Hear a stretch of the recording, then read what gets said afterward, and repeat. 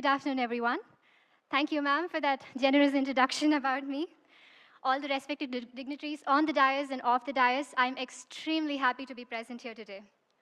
I'm deeply grateful to be bestowed this opportunity of being the keynote speaker for the 15th Global Healthcare Summit organized by AAPI, American Association of Physicians of Indian Origin, who are one of the largest medical ethnic groups and the voice of 80,000 doctors in America of Indian origin, who are constantly in the pursuit and being committed to making quality healthcare accessible and affordable to the people of India. I am totally bowled over by the extraordinary minds gathered here, and I've grown up idealizing and seeing amazing doctors like y'all and wanting to be like y'all someday. And today I feel humbled to be standing here amongst all of y'all, amongst such socially responsible doctors who treat medicine not just as a profession, but as a calling towards service, service of the nation, service of humanity as a whole. And also, to stand amongst these young doctors, young men and women who are gathered here, who will be the torch bearers and who will go on to offer a beacon of hope to the healthcare industry.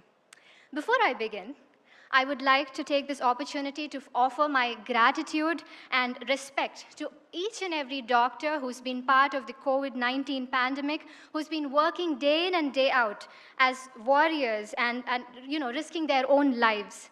Hats off to all of y'all, and thank you so much. నిరాశకే నిరాశ పుట్టే అంత కష్టపడ్డారు doctors అందరూ ఈ COVID-19 పాండమిక్లో. Patience, acceptance, tolerance, adaptability, compassion, empathy are the qualities which have been engraved in us right when we choose to become doctors and took the Hippocratic oath, which binds us not just to the patients, our colleagues, and our profession, but to the humanity as a whole. I'd like to take a minute to appreciate the noble work done by AAPI during the COVID crisis for the fellow countrymen of India, providing oxygen concentrators, ventilators, high-flow oxygen equipments, PPEs, medications, and a fund to the PM Relief Fund, and tele-prescriptions and whatnot. A huge round of applause for AAPI. It is so welcoming to see all the goals set by AAPI for India. Thank you, AAPI, for your commitment and contributions. And I must say, Indian healthcare industry has crossed many milestones by now. The recent National Family Health Survey and, of course, the Niti Aayog Health Index are definitely a proof to it, with the total fertility rate coming down to 2.0, which is less than the replacement level, with decrease of infant and maternal mortality rate, and initiatives taken by government, and, of course, the vaccination drives. But there's a lot for us to do to become the global healthcare leaders. As a young medical graduate, allow me a minute to take my views on the current ongoings. Number one being the shortage of doctors and the huge demand and supply gap. I guess it'll take by 2030 we would need 20 lakh more doctors, as all the elderly doctors and senior doctors have been mentioning. And of course, the gap, the continuous postponements of NEET PG and UG has created a huge gap with one academic year, with the loss of one academic year for one batch, and of course another batch being overworked up, doing more than 100 hours of COVID duties. And of course, the cost of medical education, which is too high for the people in the rural background. I mean, I keep going to a lot of schools and colleges and for a lot of motivational talks, and I hear people saying, "Akka, nen neekante baga chupistanu." I mean, they really have the passion, the fighting desire to do something great in their life.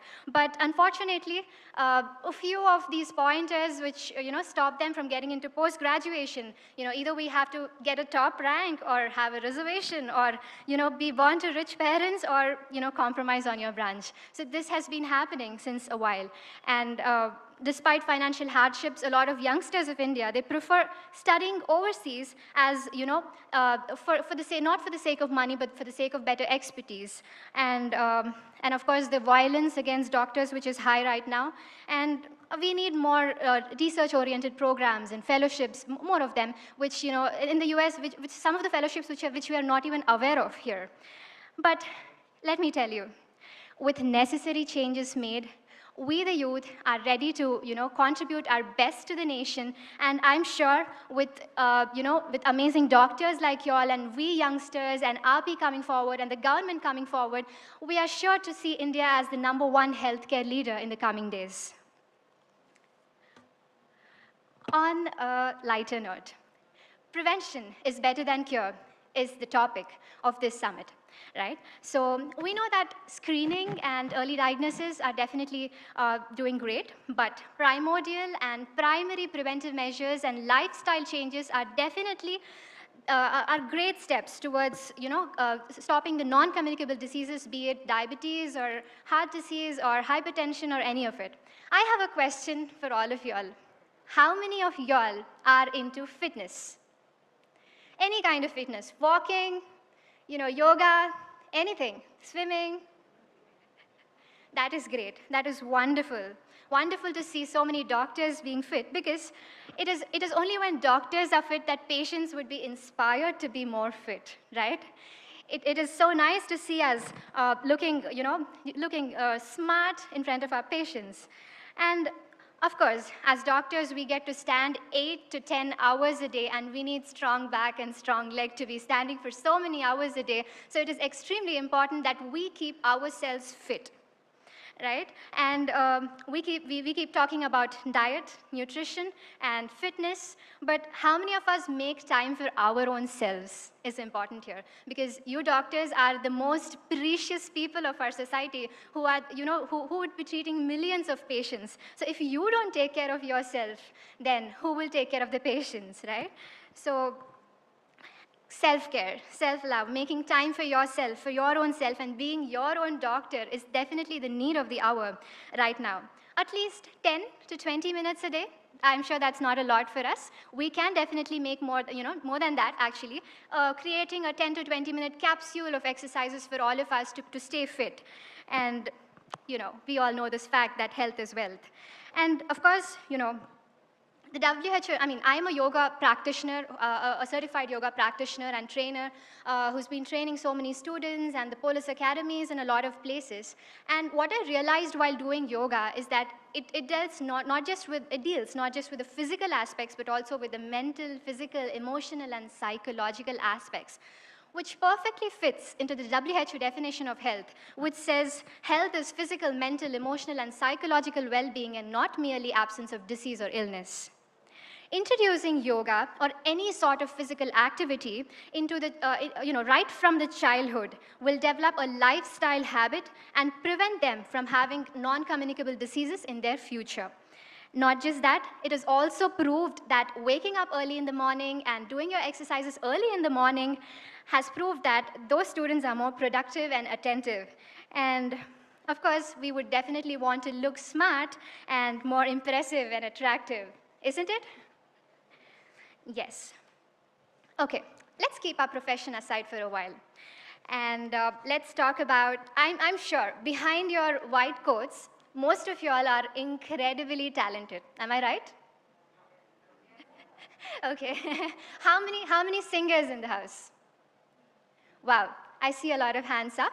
At least like bathroom singers, if you are. How many singers here?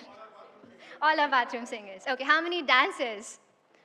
Wow, I see a lot of hands up, right?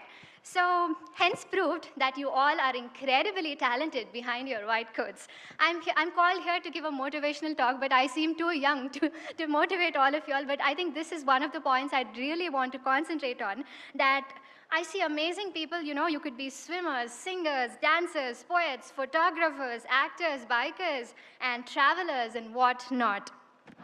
Why should profession, career, career and our passion be an either or option? All of us, here are doctors who are specialized into different fields, but what makes us unique is that balance, to be able to balance our passion and profession. Balancing your work and family, it is as important as balancing your passion and profession. So, balancing my profession and passion, I have been doing that for so many years so far. And I realized that passion helps us vent out our stress. Passion helps us in times of crisis. And passion makes life more beautiful than mechanized. I've been a Bharatanatyam artist and given over 2,000 performances for the past 20 years I've been performing. And I realized that it keeps me happy. It gives me joy. It keeps me going. And it is my companion during my hardships. And as ma'am mentioned, I've had this opportunity of performing in front of numerous legends, and one of my favorite being Dr. APJ Abdul Kalam sir. So during one of the conferences, Dr. APJ Abdul Kalam sir has been to my college, and it was an OSMECON conference in 2013, and I got the opportunity to perform in front of him. And what he said on that day about, after seeing my performance is something which is like a message for my life and all of us as well. He said, when art and medicine join together, you create a good human being. Not only you can treat people, you can treat with compassion. I'm sure we all are compassionate doctors already, but I would definitely urge you all to continue your passion as well. Make at least a few hours out of your busy week, one day in a week. If you can, make hours for your passion, then I think it'll keep you happy. I'm sure you're going to see a large difference after you do that. And we know the world is being digitalized right now.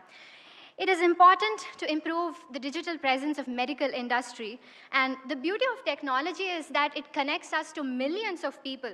A click of a button helps us connect to millions of people and give them the right medical information at the right time. And the next big thing that is going to happen, that is already happening, is our online clinics.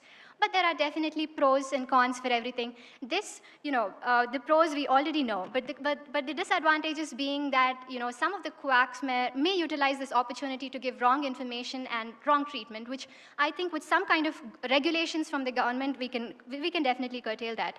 And I also remember Dr. APJ Abdul Kalam sir saying this, that during the conference itself, he encouraged both medical students and engineers to collaborate together. And we have created a program called MedTech, where both of them come together and exhibit their medical models. The engineers come forward and exhibit their medical models. I think it's a great and amazing initiative. Well, for us youngsters, I see some young people here, online presence has a totally different meaning. For us, online presence means Instagram, Facebook, right? Snap. So how many of your youngsters are on Instagram? All of us, even I am on Instagram, right? And I'm sure like all the senior doctors present here, we are all on Facebook. But I'd like to highlight that there is a difference. There is a huge difference between making your presence online, the difference between just browsing your social media and socializing, and you being the enlightening factor for people around you who are watching you online.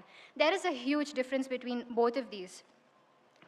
All of us youngsters here, when it comes to online presence, I think it is important that we look beyond browsing the celebrity lives and become an inspiration by ourselves and, become a motivating factor for everybody who's watching you online, right? And to be able to be successful, the only key is to utilize your time properly and your opportunities properly, to dream big, have a vision, and to execute that vision with a discipline and have a positive outlook towards your life, believe in the supreme power, and believe in your own self. A lot of us see a lot of failures in life. Only when you know how to overcome the biggest failure in your life, you would know how to sustain yourself. I was the All India's Best Cadet of NCC honored by the Prime Minister and President of India.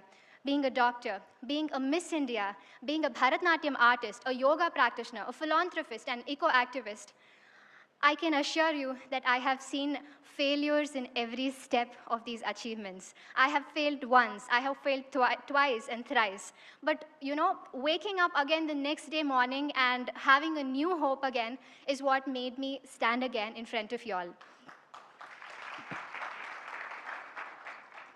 There is a difference between winning and being successful, okay? I never considered winning any of these competitions as being successful. For me, success is about, waking up after you failed. For me, success is about overcoming the challenges and societal norms, being disciplined, being consistent in your hard work, Being happy with what you have and satisfied with what you have is success for me. Making my country proud, making my parents proud, and my teachers proud is success to me.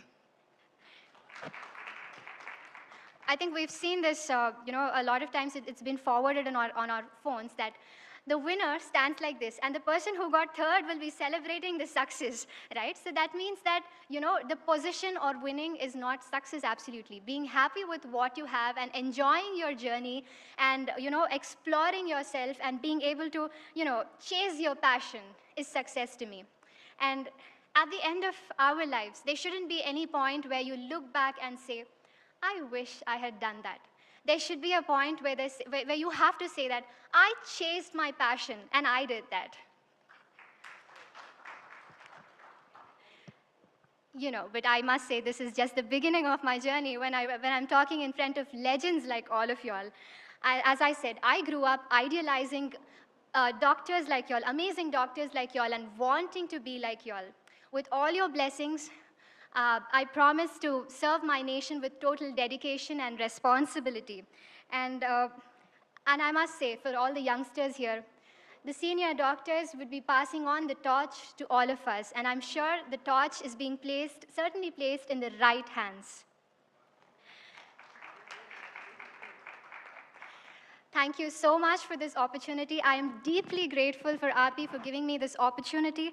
And I must say that, I'm blessed. I'm blessed to be standing in front of all of y'all, and thank you so much.